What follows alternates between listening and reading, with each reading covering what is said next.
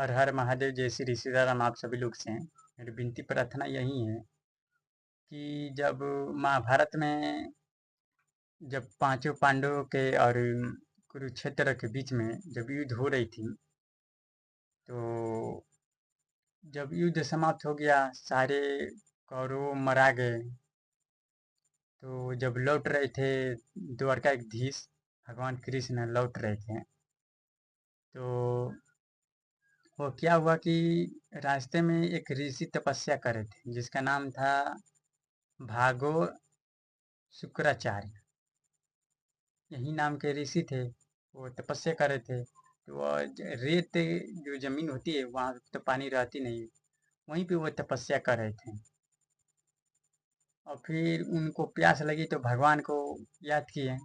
भगवान ने बोले कि जब मैं उधर से इथी से लौट के आऊँगा पांचों पांडवों के हैं, तो फिर मैं आपको दर्शन दूंगा। तो दर्शन तो देने के लिए पहुंच गए, और दूसरे वो बोले कि प्रभु मुझे प्यास लगी है, मुझे ऐसे ही एथी दीजिए, मुझे बहुत गला सूख रहा है। वो प्रभु बोले कि ठीक है, मैं तो जानता हूँ तुम्हारा गला सूख रहा है। तो वो समझाए कि वो बोले कि प्रभु इतना दिन आप कहाँ थे, इतना दिन कहाँ थे आप दिखाइए नहीं दे रहे थे, नजरे नहीं आ रहे थे। तो वो बोले कि मैं गया था ये थी पांचों पांडवों के पास, वो मुझे पुकारे थे, मैं उनको दिन गया था दर्शन देने के लिए।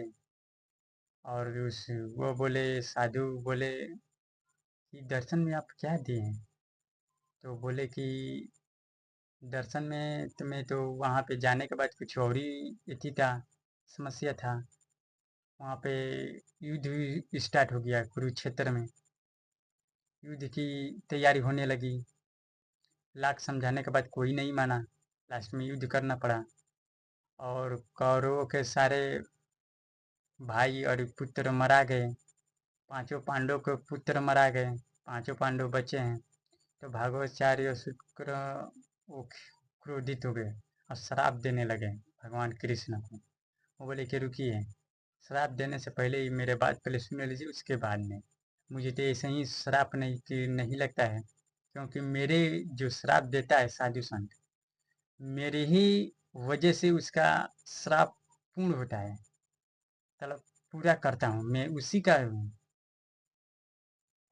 तो वहीं समझाए कि सबने अपना अपना प्राण लिया था, अपने अपने वो इति